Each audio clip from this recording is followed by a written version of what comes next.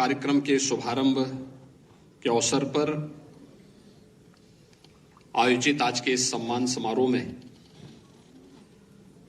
प्रदेश सरकार की महिला कल्याण और बाल विकास विभाग के मंत्री श्रीमती बेबी रानी मौर्य जी,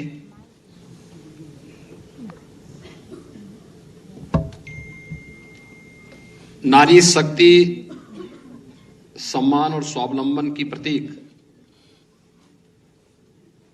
3 मातृशक्ति को आज यहां पर सम्मानित किया गया है,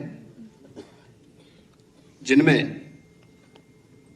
श्रीमती रितु करदान श्रीवास्तव जी हैं, जो इसरो की वैज्ञानिक हैं।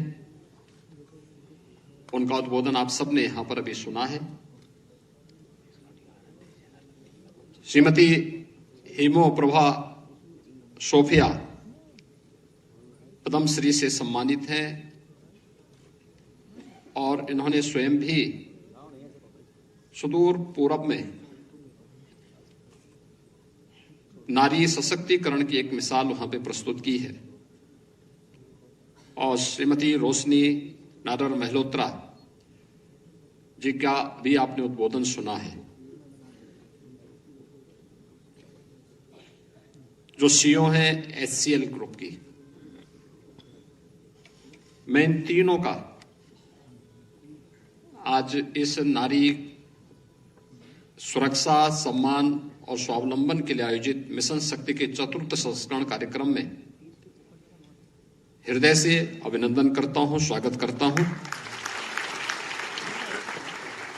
इस अवसर पर मंच पर उपस्थित प्रदेश सरकार के मुख्य सचिव श्री दुर्गा शंकर मिश्र जी, औद्योगिक विकास और अवस्थापना के आयुक्त श्री मनोज कुमार सिंह जी, पुलिस महानिदेशक श्री विजय कुमार जी, प्रमुख सचिव गृह Shri Sanjay Prasad ji, special DG law and order Shri Prashant Kumar ji और प्रमुख सचिव महिला और बाल विकास विभाग श्रीमती बीना कुमारी मीना जी, समारोह में विशेष रूप से उपस्थित लखनऊ की महापौर श्रीमती सुषमा खड़गवाल जी, हमारे माननीय विधायकगण, प्रदेश के अलग अलग जनपदों में आयोजित कार्यक्रमों में उपस्थित सभी प्रदेश सरकार के हमारे मंत्रीगण, केंद्रीय मंत्रीगण, माननीय जनप्रतिनिधिगण और उपस्थित भाइयों बहनों, कल शारदीय नवरात्रि प्रारंभ हो रही है। नवरात्रि का आयोजन भारतीय परंपरा में देवी के 9 रूपों के रूप में 3 प्रमुख महत्वपूर्ण पक्षों को लेकर के होती है। एक देवी का पक्ष जो शक्ति का होता है, एक जो ज्ञान के अधिष्ठात्री देवी के रूप में होता है, और एक जो खुशहाली और ऐश्वर्य के रूप में होता है। और मुझे लगता है कि इसको आज महज संजोग न कहें, बल्कि यह उन तीनों के प्रतीक के रूप में तीनों नारियों का सम्मान आज यहां पर हम नवरात्रि की एक दिन पूर्व यहां पर कर रहे हैं, जिसमें श्रीमती रितु करदान श्रीवास्तव जी, जो लखनऊ की ही बेटी हैं और इसरो की एक वरिष्ठ वैज्ञानिक हैं, चंद्रयान के सफलतम अभियान के उपरांत उनका आज लखनऊ आगमन हुआ है। राज्य सरकार ने उन्हें आमंत्रित किया, वे यहां पर आई हैं। उनका आगमन अनेक बेटियों को इस क्षेत्र में आगे बढ़ने के लिए एक नई प्रेरणा देती है। और कुछ भी असंभव नहीं, बस प्रयास की आवश्यकता है, एक बेहतर प्रयास। सफलता तो आपके पीछे पीछे घूमेगी, इसमें कोई संदेह नहीं होना चाहिए। और उनकी सफलता ने यह एक संदेश दिया है, जो इस सफलता हमेशा इस बात को मानते हैं कि कुछ नहीं होने वाला है। वह इन तीनों व्यक्तित्वों ने नारी गरिमा की प्रतीक, तीनों जो सशक्तिकरण की प्रतीक, जो तीनों बहनें यहां पर उपस्थित हुई इस मंच पर हैं, तीनों इस बात की प्रतीक हैं कि नहीं, सब कुछ हो सकता है, बस एक सत प्रयास की आवश्यकता है। वे यहां पर आई हैं और यहां लखनऊ उनका घर है, लेकिन कार्य कर रही हैं सुदूर दक्षिण में, कर्नाटक में कार्य कर रही हैं। स्वाभाविक रूप से उत्तर को दक्षिण से जोड़ने का कार्य है। श्रीमती हेमोप्रभा सोफिया जी हैं, पद्मश्री से सम्मानित हैं, और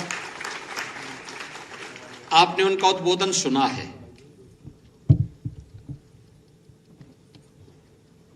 वे असमिया में बोल रही थी, लेकिन उनके सारे भाव हर व्यक्ति समझ रहा था।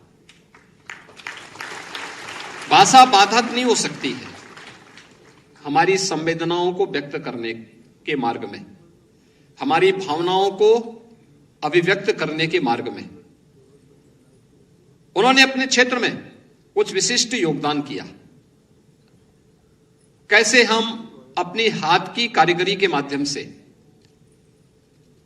अपने हुनर को एक मंच अपने प्रयास से दे करके अपने आप को सशक्तिकरण के एक मॉडल के रूप में प्रस्तुत कर सकते हैं, और वह उन्होंने करके दिखाया। वे असम से हैं। हम लोगों ने अनुरोध किया, वे आज हमारे बीच में आए हैं। मां कामाख्या धाम से आकर के वे आज उत्तर प्रदेश की राजधानी लखनऊ में पधारी हैं। मैं प्रदेशवासियों की ओर से उनका हृदय से अभिनंदन करता हूं। और श्रीमती रोशनी नादर मल्होत्रा जी से का भी, वे HCL ग्रुप की CEO और चेयरपर्सन हैं, और उनके द्वारा इस फील्ड में जो कार्य किया जा रहा है, जो बात उन्होंने एक सफलता की कहानी की अपनी बात कही। शिव नाडर फाउंडेशन अनेक रचनात्मक कार्यक्रमों को उत्तर प्रदेश के अंदर कर रहा है, चाहे सीतापुर में एक रेजिडेंशियल स्कूल का है, बुलंदशहर में है, अन्य अनेक फील्ड में इस फाउंडेशन के द्वारा लगातार उत्तर प्रदेश सरकार के साथ भी और अपने स्तर पर भी, फाउंडेशन के स्तर पर भी अनेक सकारात्मक और रचनात्मक कार्यक्रमों को आगे बढ़ाने का कार्य किया जा रहा है। उन्होंने अपने उद्बोधन के माध्यम से सफलता की एक नई कहानी आप सबके सामने कही। ये चीजें दिखाती हैं कि हर एक क्षेत्र में संभावना है, केवल उस संभावना को समय से चुनना और फिर उस पर सरपट दौड़ पड़ना। अगर हम इस फील्ड में आगे बढ़ने का प्रयास करेंगे तो सफलता फिर कहीं भी आपसे पीछे नहीं रहने वाली है। और इस सफलतम कहानी की 3 प्रतिमूर्तियों को आज यहां पर प्रदेश की राजधानी लखनऊ में सम्मानित करके मिशन शक्ति के 4 संस्करण को आगे बढ़ाने का सौभाग्य मुझे प्राप्त हो रहा है। मैं इस अवसर पर तीनों अतिथियों का प्रदेश सरकार की ओर से हृदय से स्वागत और अभिनंदन करता हूं। हम सब जानते हैं कि सन 2020 में हम लोगों ने मिशन शक्ति का कार्यक्रम ऐसे समय में प्रारंभ किया था जब पूरी दुनिया कोरोना जैसी महामारी की चपेट में थी। उन स्थितियों में बहुत सारे लोगों को नहीं लगता था कि आखिर क्या होगा, लेकिन इस शक्ति को मैंने तब पहचाना था जब कोरोना कालखंड में लॉकडाउन के दौरान भी और इसके उपरांत भी जब चुनौतियां आई थी, हर व्यक्ति अपनी जान बचाने के लिए भाग रहा था। और उस समय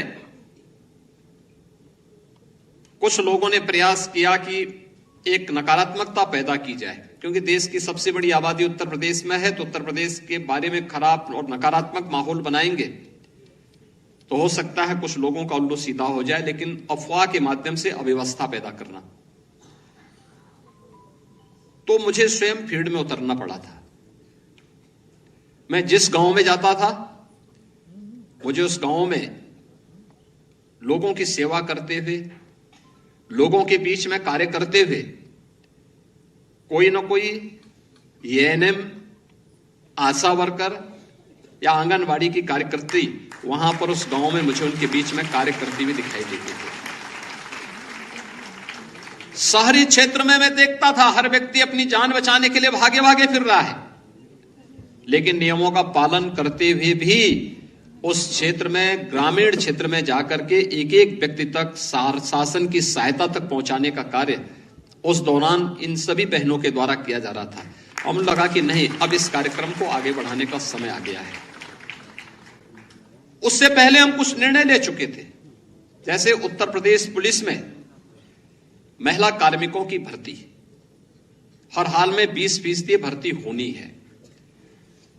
परिणाम क्या था?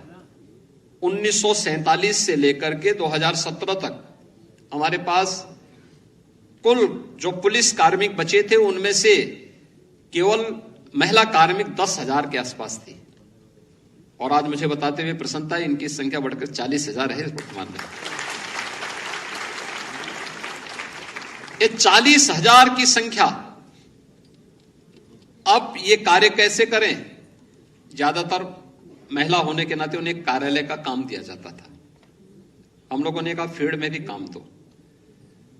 कुछ फील्ड में देने की कार्रवाई शुरू हुई, लेकिन फिर भी उसमें कमी थी। तब हम लोगों ने कहा कि नहीं, एक महिला बीट पुलिस अधिकारी के रूप में उनकी तैनाती की जाए।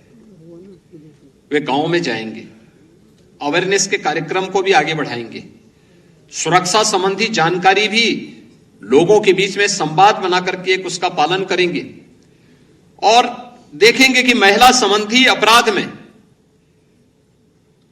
घटना के कारणों की जानकारी भी लेगी, अपराधियों की गिरफ्तारी में भी योगदान देगी, और फिर अपराधी के खिलाफ समय पे विवेचना हो सके,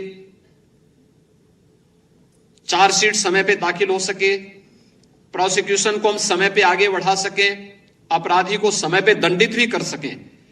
क्योंकि सब कुछ मिलाकर के जो कुछ भी हम कर सकते हैं एक सुरक्षित वातावरण में कर सकते हैं। इसलिए पहला वाक्य हम ले रखा था मिशन शक्ति का, सुरक्षा।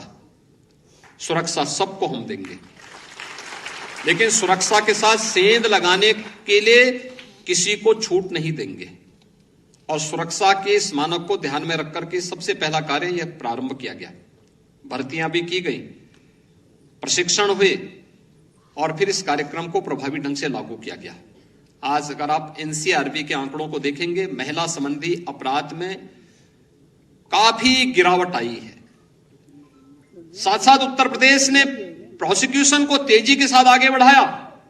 परिणाम हमारे सामने है कि अपराधियों को सर्वाधिक सजा दिलाने वाला राज्य भी उत्तर प्रदेश बना, और प्रोसिक्यूशन को भी समयबद्ध तरीके से आगे बढ़ाने वाला राज्य भी उत्तर प्रदेश बना।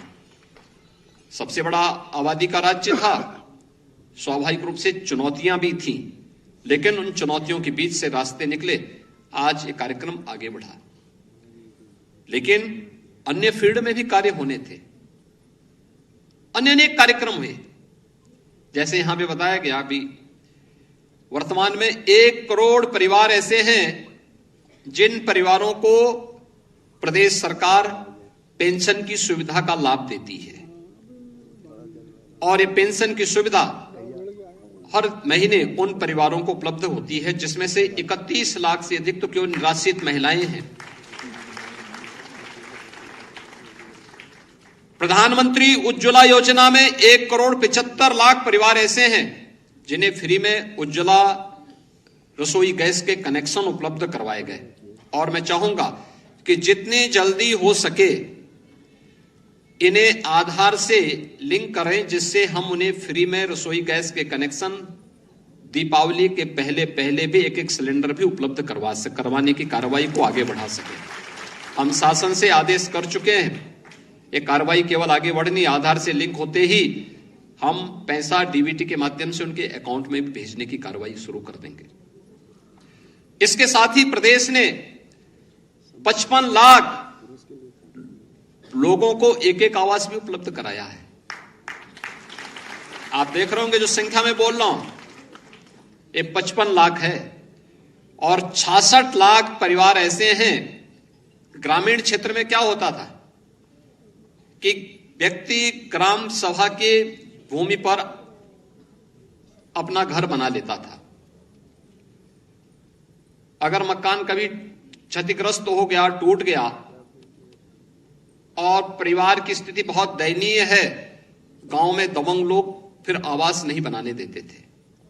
अब प्रधानमंत्री स्वामित्व योजना के माध्यम से 66 लाख परिवारों को अब तक जहां पे उनका घर है वहीं का मालिकाना का अधिकार भी उन्हें उपलब्ध करवा दिया गया है। इसमें अधिकतर महिलाओं को यह अधिकार दिया गया है, अधिकतर महिलाओं को अधिकार दिया गया है। अन्य ऐसी अनेक योजनाएं पिछले 9 वर्ष के अंदर प्रधानमंत्री मोदी जी के नेतृत्व में बेटी बचाओ बेटी पढ़ाओ से लेकर के मातृ वंदना अभियान का हो, ये जितने कार्यक्रम हैं ये लगातार चले हैं। तो वेलफेयर की भी अनेक स्कीम चली। स्नातक तक बालिकाओं के लिए निःशुल्क पढ़ाई की व्यवस्था हो, या फिर भ्रूण परीक्षण के नाम पर जो बेटियों के साथ भेदभाव होता था, आज बेटी के जन्म लेने से लेकर के स्नातक तक 15,000 रुपए की सहायता एक पैकेज के रूप में हम लोग प्रदेश सरकार की ओर से मुख्यमंत्री कन्या सुमंगला योजना के माध्यम से बेटी को दे रहे हैं। तो बेटी की शादी के लिए सामूहिक विवाह योजना के माध्यम से 51,000 रुपए की सहायता भी प्रदेश सरकार दे रही है, जिसमें 3 लाख गरीब बेटियों की शादी अब तक इस योजना के अंतर्गत संपन्न हुई है।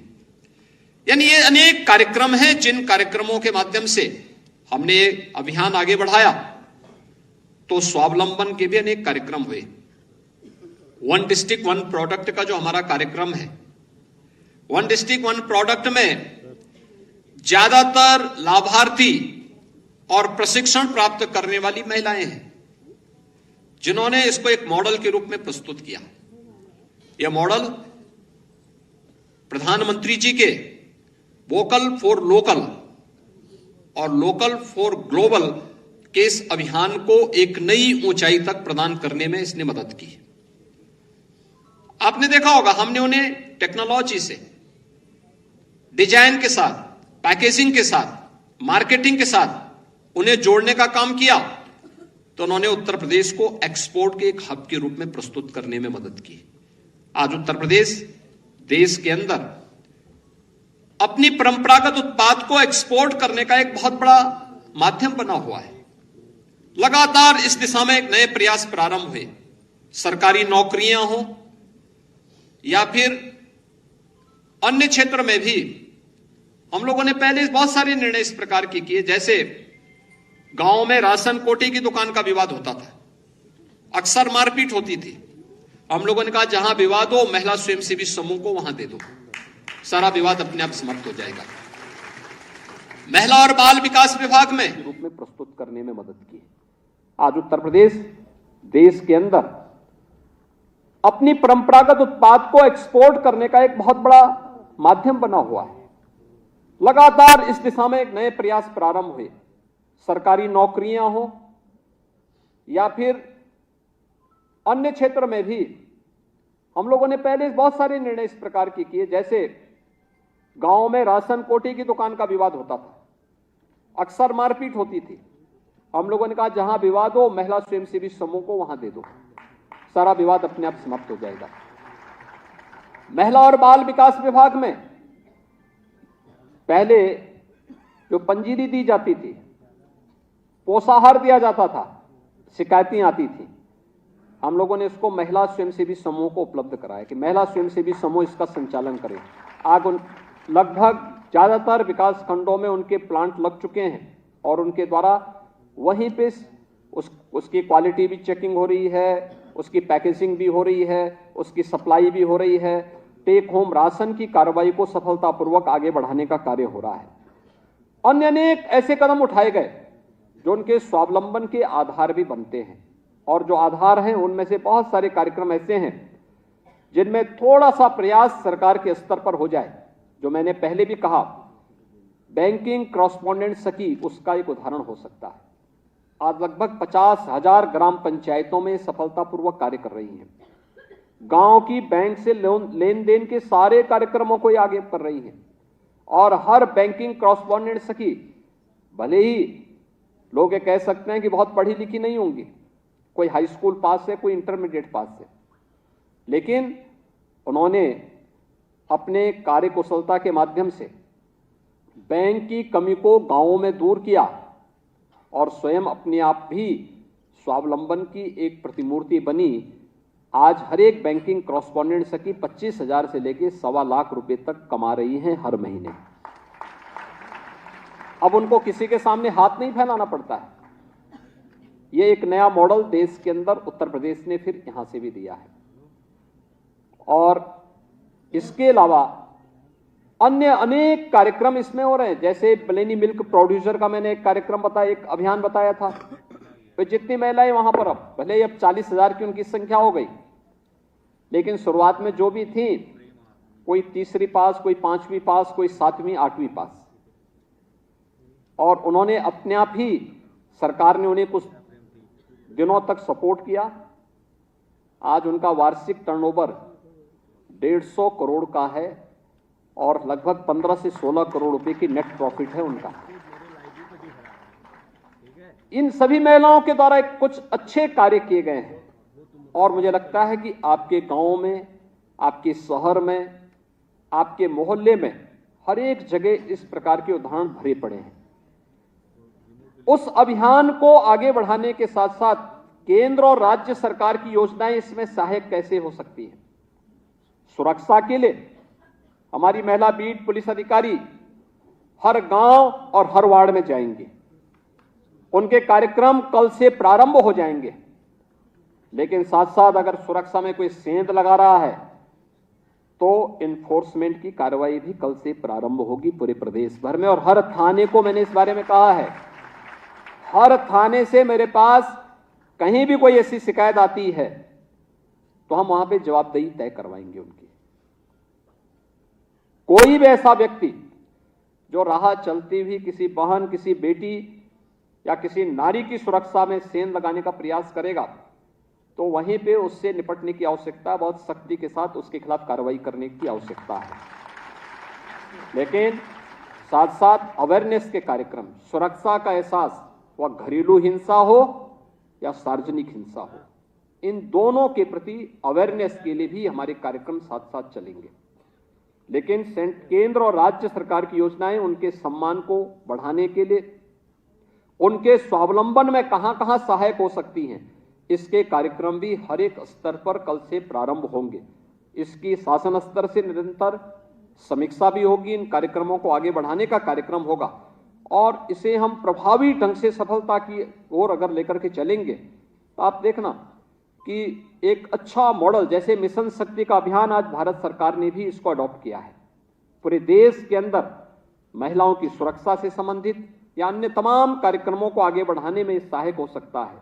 और उसी श्रृंखला में आपने देखा होगा, अभी हाल ही में भारत की संसद ने प्रधानमंत्री मोदी जी के नेतृत्व में नारी बंधन अधिनियम को पारित करके एक बार फिर उनके सशक्तिकरण की दिशा में एक बड़ा महत्वपूर्ण कदम उठाया है।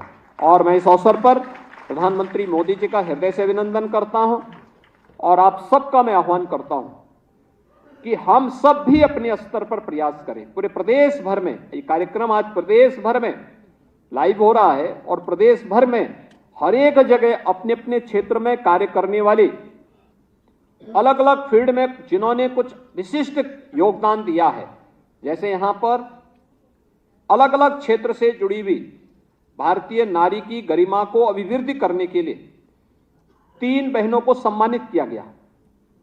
एक उत्तर प्रदेश से ही हैं, एक साउथ से आकर के उन्होंने उत्तर भारत में अपनी सफलता का झंडा गाड़ा और एक सुदूर पूर्वी क्षेत्र में कार्य करते हुए सफलता की एक नई कहानी वहां पे रचती जा रही है। इन तीनों को यहां सम्मानित किया। ऐसे उत्तर प्रदेश के हर एक जनपद में ऐसी बेटियों को, बहनों को सम्मानित करने का एक कार्यक्रम हर जनपद में भी आज आयोजित हो रहा है। इस अवसर पर अपने अपने क्षेत्र में सफलता की नई ऊंचाइयों की ओर अग्रसर इन सभी बेटियों को, बहनों को मैं अपनी शुभकामनाएं देता हूं।